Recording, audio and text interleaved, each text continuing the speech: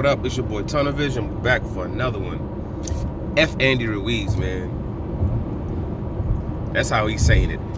F Andy Ruiz, you piece of poop. We try not to curse on this channel. F him, man. Yo, this guy really just sacrificed generational wealth. This guy just what he put over his wife, what he put over his family, what he put over, which is his kids, what he put over his trainer, who's believed in him, grinding with him, and been there for him for a long time, what he put over his parents, what he put over even Al Heyman, who believed in that man enough to put $800,000 to get him released from Top Rank, even though he wasn't even any kind of big star or anything at the time.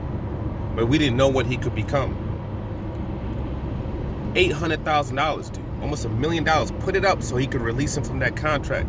And it's like, nah, don't worry about him paying me back. We good with that.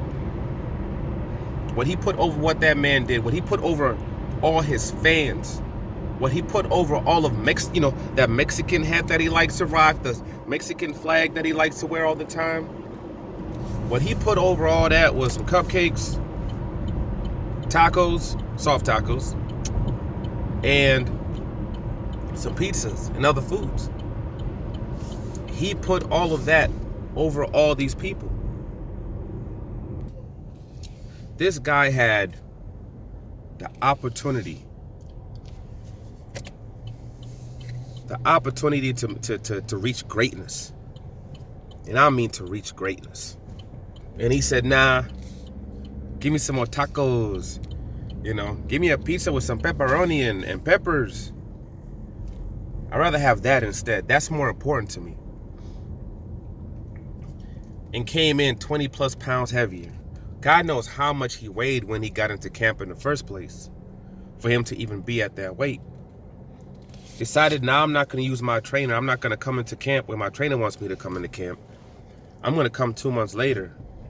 And while I'm in camp, when I don't want to work with my trainer and I want to do my own thing on some Chavez Jr.-ish, I'm going to go do that. I'm going to get on my Chavez Jr. That's what he decided he was going to do. And it's a shame, man. It's an absolute shame. You beat Anthony Joshua in that second fight. Like, this was the fight. What you made in that first fight, what you even made in this secondary fight, is pennies compared to what you're going to be able to make if you're able to come through with this victory. You're talking about he probably pissed away $50 to $100 million.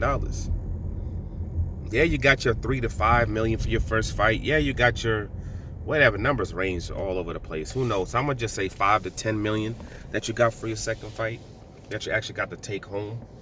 I mean, yeah, but at the end of the day, you let away about 50 plus million go away. 50 plus million. You win that fight. You're in a space now where you can go fight for the IBF mandatory. Fight him at home on Fox. On Fox. You know what I'm saying? They might even mess around and make it a pay-per-view and make money off of that. You turn around, you fight Usyk. If you're able to work that out, or if you had to choose between the two because you're going to drop a belt, I'd fight Usyk, to be honest. But they probably would fight the IBF because they're not feeling the WBO. They'll probably let that drop. But F it, regardless, you still fight that dude and you retain your IBF championship. You fight one more fight because they were talking about how if they won that fight, they weren't going to fight Wilder right away, which I'm like, at the end of the day, Al Heyman has his way of working things when people don't want to fight each other. He's usually able to finagle them into fighting. Like, no one wanted to fight Earl Spence, but he set things up in a way where Sean Porter ended up fighting him, where Danny Garcia was about to fight him, and obviously Mikey Garcia fought him. So, and they were going to get that, what they call Manny Pacquiao fight eventually done. I think also probably this year as well, too. So, I mean, I believe that still would have happened. So you do that first fight, you do whatever secondary fights you were going to do, and then you fight Deontay Wilder in a huge bout, in a huge, massive bout where you're gonna make $30+ million, and on top of that, you got 3 belts or 2 belts. Shoot, you could have you have the rights to a what do you call it clause as well, to a rematch clause as well. You'd be an even standing at that point, because especially you do the Alexander Usyk fight. If you did an Alexander Usyk fight, that's a pay-per-view fight, and he smashes Alexander Usyk. He smashes that boy. I'm sorry, there was nothing impressive about what I saw with Alexander Usyk. The version of Ruiz that we saw on Saturday would beat the bricks out of Alexander Usyk. He's not impressive at all, but he had that opportunity where he could have did that fight.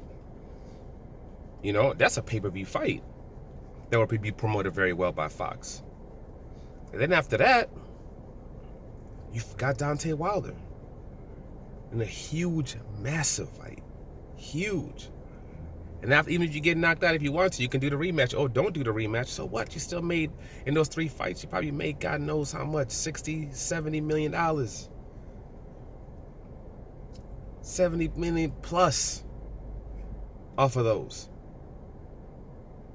But he decided to eat tacos and eat your way and drink your way out of that situation. All of a sudden, everybody's helped you get to this point, and all of a sudden you get a little bit of money, and all of a sudden you want to be the big boy, you want to be a big head, and decide, nah, I'm not going to do anything, I'm not going to train. Like all of a sudden, because you this thing with fighters, they think once they have money, that somehow, okay, now they have a name, now they have money, somehow that means they don't have to train as hard anymore, they don't have to stay as focused anymore, and somehow they're still going to be able to be good in the ring. That's not how it works. And the only people who are able to do that are people who are just godly levels of skills, where even though they don't reach, their potential, they're still, so godly gifted that they're still able to, handle their business or do okay in fights, like Adrian Broner. Adrian Broner focused. Adrian Broner right now is still at 135 pounds, and he's dominating the division, probably undisputed at this point. A superstar. He pissed away a good probably $200 million. Because he's a pay-per-view star at that point. You're talking about him and Mikey Garcia fighting when he's undefeated, pay-per-view. You're talking about if Lomachenko came up to 135, you would have had to see him, pay-per-view.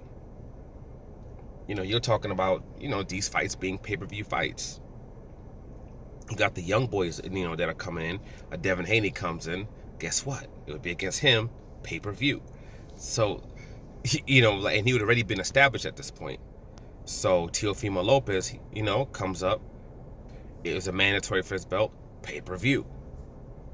As a wisely veteran that's strong as hell, especially with them body shots, how big he was at that weight, he's a beast. But he decided to do all the other crazy stuff he was doing. Andy's not to that level. Andy's not to that level. This guy wasn't on point to where he needed to be, but he was still able to be successful and to do a couple of things just because he was so just godly gifted. It's a shame, man. It's a freaking shame. Like, you got this little bit of money, and you literally just needed to be focused for 24 months, and you could have retired after that and went and did whatever the hell you want to do, become 800 pounds or whatever it is. You just had to stay focused for 24 months to solidify generations. We're talking about your kids being good. Generational wealth. That's what he had the opportunity to do. Generational wealth. Having a true legacy. And he decided to piss that all away. Tried to piss it all away where now he has to start from ground zero again. And we'll get into that in another video, but it's a shame, man. A lot of people picked him because they figured that he was going to be focused. He was going to be on point. Me too. I thought he was going to be focused. I thought he was going to be on point. You know what I mean? And if he did that, I still believe he would have wanted to fight. And even with the movement that Anthony Joshua had, he's very stiff, like a bobblehead, bang, bang, bang, bang. He's moving, but it's more of just, it's sideways, and straight up, just bang, bang, bang, bang, bang. He's still very, very stiff. The same openings were still there. He could have still broke him down the same way. It just, he was too heavy. His hands weren't as fast, and he couldn't move as fast. Just didn't have the movement as he did in the first fight. And it's a shame. It is what it is, man. But, F Andy Ruiz, man.